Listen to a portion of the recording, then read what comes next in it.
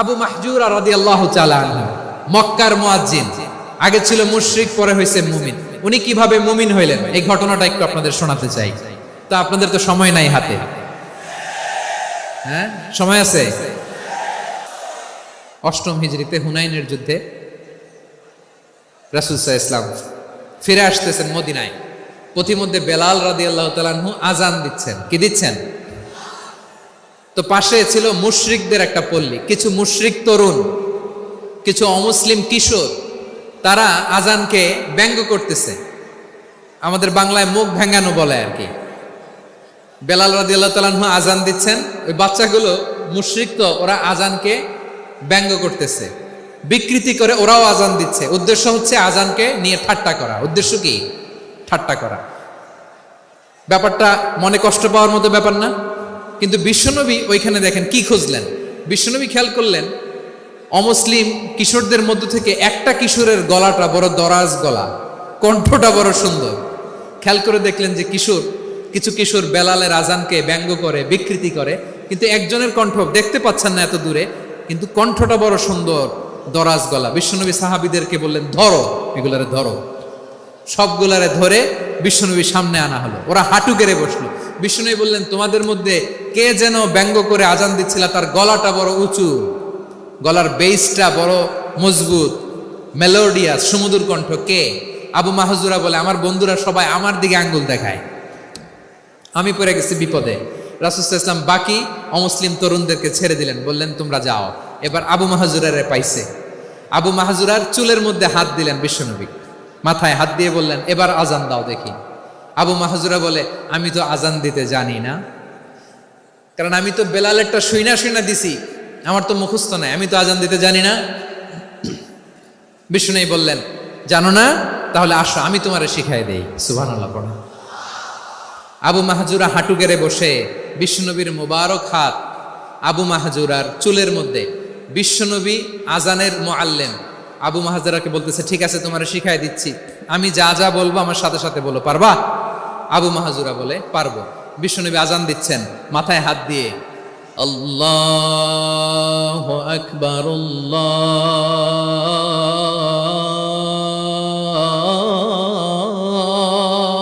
আকবার। আবু মাহজুরা এই বাক্যটা পড়লেন। বিশ্বনবী দ্বিতীয় বাক্য পড়তে আরম্ভ করলেন, আল্লাহু আকবার,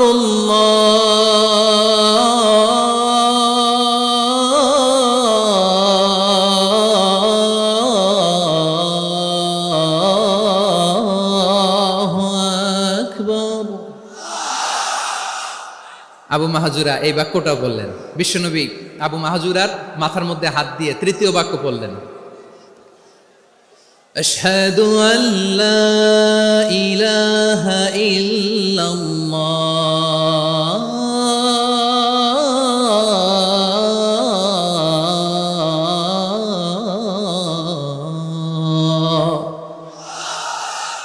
আবু মাহজুরা তৃতীয় বাক্য পড়লেন। বিশ্বনবী একটা বাক্য পরে আবু মাহজুরা পরে, বিশ্বনবী পরে আবু মাহজুরা পরে। আবু মাহজুরা কিন্তু অমুসলিম, মুশরিক। আবু মাহজুরা বলে, এক একটা বাক্য পড়ি আমার কলিজাটা গলে ঠান্ডা হয়ে যায়। এতদিন মোহাম্মদকে গালি দিতাম, এখন মোহাম্মদ আমার মাথায় যখন হাত রাখছে আমার সারা শরীর ঠান্ডা হয়ে গেছে। বিশ্বনবী আজান শিখাচ্ছেন, একটা একটা বাক্য পড়ে আবু মাহজুরাও পড়ে, বিশ্বনবী পড়ে, আবু মাহজুরাও পড়ে।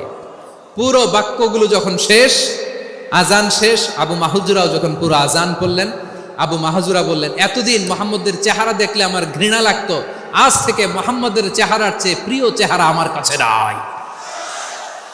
আবু মাহজুরা বললেন, ও মুহাম্মদ, আজানের বাক্য তো আপনি আমারে শেখালেন, এখানেই শেষ করবেন না, আপনি আমারে পড়ায় দেন, লা ইলাহা ইল্লাল্লাহু মুহাম্মাদুর রাসূলুল্লাহ সাল্লাল্লাহু আলাইহি ওয়াসাল্লাম। বিশ্বনবীর সাথে দাঁড়িয়ে উনি শাহাদা পড়ে মুসলমান হয়ে গেলেন। এবার আবু মাহজুরা বলে, ইয়া রাসূলুল্লাহ, ইয়া হাবিবাল্লাহ, আমি মুমিন হয়েছি, মুসলমান হয়েছি, আপনার কাছ থেকে আজান শিখার সৌভাগ্য আমি লাভ করেছি গো নবী। আমার কণ্ঠের বড় তারিফ করেছেন আপনি, আমার আজানকে আপনি পছন্দ করেছেন। একটা জিনিস আপনার কাছে চাই, আপনি আমাকে মক্কার মসজিদুল হারামের মুয়াজ্জিন হিসেবে অ্যাপয়েন্ট করে দে। বিষ্ণু ইসা ইসলাম বললেন, যাও আবু মাহজুরা, আমি তোমাকে পৃথিবীর শ্রেষ্ঠতম মসজিদ মক্কার মসজিদুল হারামের মুয়াজ্জিন হিসেবে অ্যাপয়েন্ট করে দিলাম। দেখছেন কিভাবে ট্যালেন্ট হান্টিং করতে হয়, কিভাবে হিউম্যান রিসোর্স মানব সম্পদকে ব্যবহার করতে হয়। আসছিল আজানকে ভেঙাইতে, আসছিল কেন? আজানকে ব্যঙ্গ করার জন্য, বিকৃত করার জন্য। আজানকে বিকৃত করতে যে ইসলামের সবচেয়ে শ্রেষ্ঠ মসজিদের মুয়াজ্জিন হয়ে গেল। পড়েন সুবহানাল্লাহ। হযরত আবু মাহজুরা রাদিয়াল্লাহু তাআলা আনহু ওনার এই সুললিত কণ্ঠ ব্যবহার করে মসজিদুল হারামে এত সুন্দর করে আল্লাহু আকবার বলে আজান দিতেন, মানুষগুলোর, মুসল্লিগুলোর, মক্কাবাসীর হৃদয়কে তিনি বিগলিত করে দিতেন। মানুষের হৃদয়কে ঠান্ডা হয়ে যেত। শুধু এখানেই শেষ না আমার যশোরের ভাইয়েরা। বিশ্বনবী যখন সাইয়েদনা আবু মাহজুরা রাদিয়াল্লাহু তাআলা আনহুকে আজান শিখাচ্ছিলেন, বলেন তো বিশ্বনবীর হাতটা কোথায় ছিল? আবু মাহজুরার মাথার সামনে, এই চুলের উপরে ছিল। আবু মাহজুরা ওই স্মৃতিটাকে ধারণ করবার জন্য, ওই স্মৃতিকে বহন করার জন্য বিশ্বনবীর মোবারক হাত আবু মাহজুরার কপালের চুলের যেই জায়গায় লেগেছে, মৃত্যুর আগের দিন পর্যন্ত আবু মাহজুরা মাথার ওই চুলে কোনোদিন ছুরি আর কামার লাগায় নাই, সেখানে কেচি লাগায় নাই, চুলের মধ্যে খুর লাগায় নাই। আবু মাহজুরা ডান দিকের চুল কাটতো, বাম দিকের চুল কাটতো, পেছনের চুল কাটতো, সামনের চুল কাটতো না। আবু মাহজুরা রাদিয়াল্লাহু তাআলা আনহুর সামনের চুলগুলো বড় হতে হতে যখন এত বড় হয়ে যায়, তিনি চুলগুলো পেঁচিয়ে মাথার মধ্যে রাখতেন। তারপরে তিনি পাগড়ি পরতেন। সবাই জিজ্ঞেস করতো, আবু মাহজুরা এটা আবার কেমন স্টাইল? দেখতে তোমার কি বিদঘুটে লাগে, কেমন অড লাগে, কেমন খারাপ দেখা যায়। মক্কায় এমন কোনো মানুষ তো দেখি নাই, ডানে চুল কাটে, বায়ে চুল কাটে, পেছনে চুল কাটে, সামনে কাটে না। ওরে আবু মাহজুরা, কেমন দেখা যায় তোমারে, তুমি সামনের চুল কাটো না কেন? আবু মাহজুরা বলে, আমি হাঁটু গেড়ে পেয়ারা নবীর সামনে বসেছিলাম, আমার এই মাথার চুলের মধ্যে মুবারক হাত লাগিয়ে বিশ্বনবী নিজে আমাকে আজানের প্রতিটা বাক্য শিক্ষা দিয়েছেন। বিশ্বনবীর মোবারক হাত, পবিত্র হাত আমার মাথার চুলের যেই জায়গায় লেগেছে, আমি চাই ওই চুলগুলা নিয়ে আমি আমার কবরের ভিতরে যাব। সাইয়েদনা আবু মাহজুরা রাদিয়াল্লাহু তাআলা আনহু ইন্তেকালের আগের পর্যন্ত মাথার সামনের চুলগুলা কাটে নাই। মাথার সামনের চুল তিনি কাটেন নাই। সুবহানাল্লাহি বিহামদি। কেমন ভালোবাসতেন বিশ্বনবী সাহাবীদেরকে, সাহাবারা কেমন ভালোবাসতেন বিশ্বনবীকে। সামনের চুলগুলো বড় হতে হতে এত বড় ছিল, পেঁচিয়ে রেখে পাগড়ি পরতেন, কাটতেন না। নবীর হাত লেগেছিল। সুবহানাল্লাহ পড়েন। তাহলে what is the lesson, moral of the story কি? মোরাল অফ দ্য স্টোরি হচ্ছে, আসছিল আজানকে ব্যঙ্গ করার জন্য, বিকৃত করার জন্য, হয়ে গেল মসজিদুল হারামের মুয়াজ্জিন। দেখেন বিশ্বনবী একটা খারাপ সিচুয়েশনের মধ্যে থেকে কি ভালো জিনিস বের করে আনলেন। আমি যে শুরুতে বলেছি কিভাবে তিনি হিউম্যান রিসোর্সকে ডেভেলপ করেছেন, ম্যানেজ করেছেন। তিনি যে চৌকস ট্যালেন্ট হান্টার ছিল, দেখেন সবার মধ্যে থেকে এর বাছাই করে মুয়াজ্জিন বানাই দিয়েছেন। সুবহানাল্লাহ পড়েন। তার মানে এই না সবাইরে ধরে ধরে উনি মুয়াজ্জিন বানাইছেন। যার যেই ট্যালেন্ট আছে তাকে ওই কাজে অ্যাসাইন করেছেন। যার যেই প্রতিভা আছে তার প্রতিভাকে ইসলামের কাজে লাগিয়েছেন। সুবহানাল্লাহ পড়েন। যায়েদ বিন সাবিত রাদিয়াল্লাহু তাআলা আনহু নাম শুনেছেন? যশোর কথা বেরোয় না। যদি জিজ্ঞাসা সালমান খানের নাম শুনছেন, সবাই হাত তুলবে, জি হুজুর শুনছি, মানে সব দেখা শেষ। সালমান খান, আমির খান, অমুক খান, সব খান মুখস্থ, কিন্তু যায়েদ বিন সাবিতের নাম মুখস্থ নাই মুসলমানদের। যেই সাহাবী মাথার সামনের চুল কাটে নাই, মসজিদুল হারামের মুয়াজ্জিন বানাইছেন বিশ্বনবী, ওই সাহাবীর নাম কি? খায়া ফেলাইস, স্লোগানের সাথে খায়া ফেলাইস। আবু মাহজুরা। কি নাম? আবু মাহজুরা আল জুমাহি রাদিয়াল্লাহু তাআলা আনহু। এই নামটা আজকে নিয়ে যাইতে হবে যশোর। আবু মাহজুরা রাদিয়াল্লাহু তাআলা আনহু। 2 নম্বরে বলছিলাম যায়েদ বিন সাবিত রাদিয়াল্লাহু তাআলা আনহু। বিশ্বনবী দেখলেন মদিনার এই আনসারী সাহাবী হাইলি ট্যালেন্টেড, ইন্টেলেকচুয়াল, মেরিটোরিয়াস, জ্ঞানের প্রতি তার আকর্ষণ, মারাত্মক আকর্ষণ। বিশ্বনবী তাকে দায়িত্ব দিলেন, কোরআন যা নাজিল হয় তুমি লিখো, কাতিবুল ওয়াহি বানায় দিলেন। সুবহানাল্লাহ। যায়েদ বিন সাবিতরে আবার আজান শিখান নাই, কারণ তার মধ্যে বিশ্বনবী প্রতিভা দেখেছেন, একাডেমিক প্রতিভা। বিশ্বনবীর একাডেমিক প্রজেক্টগুলো তিনি হ্যান্ডেল করতেন। যায়েদ বিন সাবিত ছিল বিশ্বনবীর ব্যক্তিগত সচিব। কি ছিল? ব্যক্তিগত সচিব। বোঝেন নাই? বিশ্বনবীর ব্যক্তিগত সচিব এবং দুভাষী। ইহুদিরা কিছু লিখে দিলে এটার অর্থ বিশ্বনবীরে বুঝায় দিতেন, আবার ইহুদিদের কাছে কিছু লিখতে হলে তিনি লিখে দিতেন। বিশ্বনবী একদিন বললেন, ইন্নী ওয়াল্লাহি মা আমানু ইয়াহুদা আলা কিতাব। ইহুদিরা যে চিঠি পাঠায় অর্থ তো বুঝি না, আরেক ইহুদি আইনে অর্থ করা লাগে। আবার ইহুদিদের কাছে কিছু লিখে পাঠাইতে চাইলে আমরা তো লিখতে পারি না, ইহুদিরে দিয়ে লেখা লাগে। ওরা যে পয়রা শোনায় লিখে দেয়, আমি ওদের বিশ্বাস করি না। আমার নিজের একজন লোক দরকার। বিশ্বনবী এই যায়েদ বিন সাবিতকে চুজ করলেন ল্যাঙ্গুয়েজের জন্য। উনি বললেন, যায়েদ, তোমার সফট স্কিলকে ডেভেলপ করতে হবে, তুমি হিব্রু ল্যাঙ্গুয়েজ শিখে ফেলো।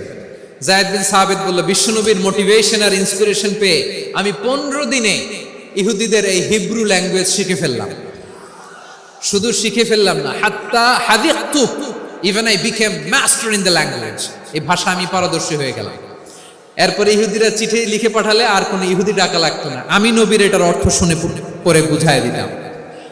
আবার ইহুদিদের কাছে চিঠি লেখা লাগলে আমি যায়েদ বিন সাবিত চিঠি লিখে দিতাম। সুবহানাল্লাহ। দেখেন, এত সাহাবীর মধ্যে থেকে বিশ্বনবীর একাডেমিক প্রজেক্ট, ব্যক্তিগত সচিব, দোভাষী হিসেবে তিনি যায়েদ বিন সাবিতের মতো তরুণকে নির্বাচিত করেছেন। কেমন ট্যালেন্ট হান্টার ছিল আমার নবী। সুবহানাল্লাহ পড়বেন না?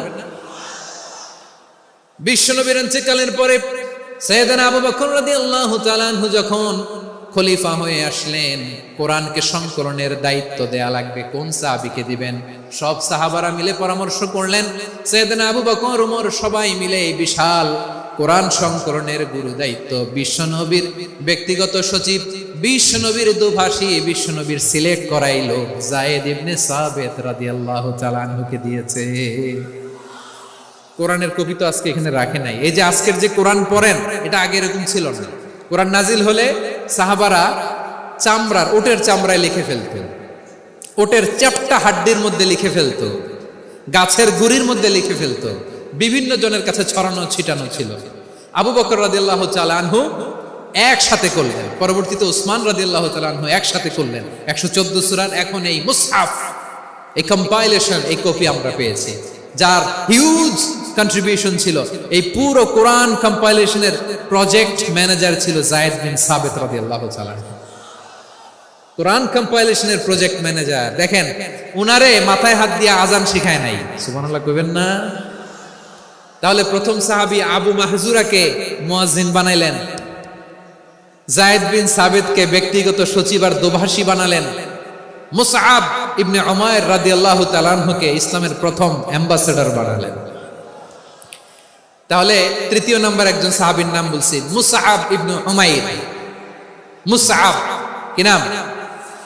নামটা কেমন লাগে? এই কয়েকজনের ভাল লাগে, বাকিদের ভাল লাগে না? ভাল লাগে? এই আর কয়েকটা মিনিট দেওয়া যাবে না আমাকে আল্লাহর রাস্তে? হ্যাঁ, ঠিক আছে। আমি তোমাদেরকে ভালোবাসা দেখাবো, দোয়া করবো যদি চুপ থাকো, একেবারে চুপ, কষ্ট সহ্য করো। বাকিরা যা সওয়াব পাবে তোমরা ডবল পাবা, যেহেতু কষ্ট বেশি, কিন্তু চুপ। 3 নম্বর সাহাবীর নাম মুসআব। এই ধাক্কাধাক্কি কেন রে ভাই? না না না, এরকম হইলে আসবো না যশোর, আমি আর আসবো না।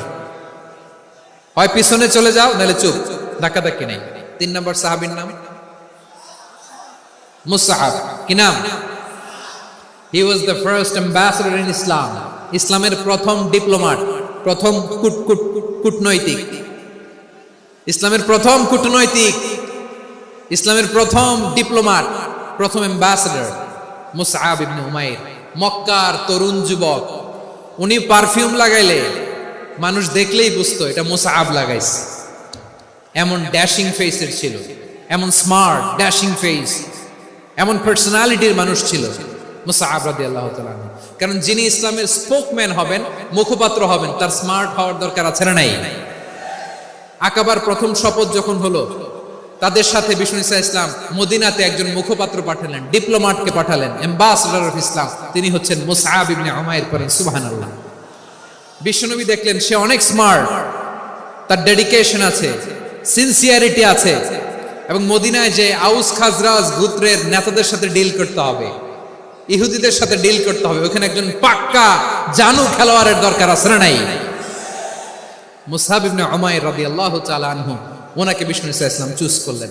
এবং বিষ্ণু ইসা ইসলামের এই চুজিংটা, এই সিলেকশনটা এত সুন্দর ছিল, তিনি মদিনাতে যে বিশ্বনবী আসার আগেই মদিনার জমিনকে তিনি উর্বর করে ফেলছেন।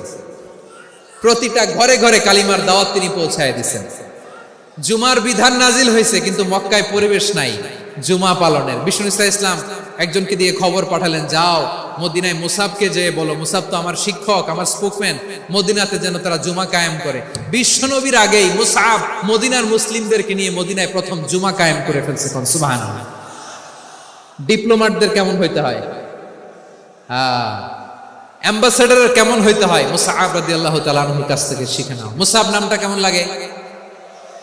যশোর, যাদের সন্তান হবে ছেলে সন্তান, আমার রাস্তায় পাইলে সবাই জিজ্ঞেস করে, হুজুর একটা নাম দেন, আমার ছেলে হবে। যশোরবাসীর জন্য আমি একটা নাম দিয়ে দিলাম, নাম রাখতে হবে মুসআব। কি নাম?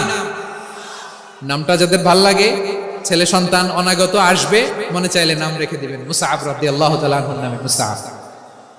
তাহলে মুসআব রাদিয়াল্লাহু তাআলা আনহুকে বিশ্বনবী ল্যাঙ্গুয়েজ শিখান নাই, সফট স্কিল শিখান নাই। যায়েদ রাদিয়াল্লাহু, তিনি হিব্রু ল্যাঙ্গুয়েজ শিখেছেন, সুরিয়ানি শিখেছেন, কিন্তু মুসআবকে তিনি বানিয়েছেন the spokesman of Islam, the first diplomat, the ambassador of Islam. সুবহানাল্লাহ পড়বেন না? আব্দুল্লাহ ইবনে আব্বাস রাদিয়াল্লাহু তাআলা আনহু, বিশ্বনবীর কাজিন, চাচাতো ভাই। আবার মাইমুনা রাদিয়াল্লাহু তাআলা আনহু, মাইমুনা নবীর স্ত্রী, তিনি ছিলেন আব্দুল্লাহর আপন খালা। তো নবীর বউ যদি উনার খালা হয়, নবী তার কি? বুঝে নাই, নবী তার কি? খালু। তাহলে সম্পর্ক অনেক গভীর, কাজিন আবার খালু, ছোট্ট মানুষ, তাই রাতে মাঝে মাঝে ঘরে থাকতো। বিশ্বনবী দেখলেন আব্দুল্লাহ যেহেতু আমার ঘরে ঢুকতে পারে, আব্দুল্লাহরে এই উম্মতের বড় শিক্ষাবিদ বানাইতে হবে। কথা বোঝে নাই? আব্দুল্লাহকে কি বানাইতে হবে? শিক্ষাবিদ, এডুকেটর অফ দিস উম্মাহ, এই উম্মার শিক্ষাবিদ বানাইতে হবে। তাই আব্দুল্লাহ ইবনে আব্বাসকে বিশ্ব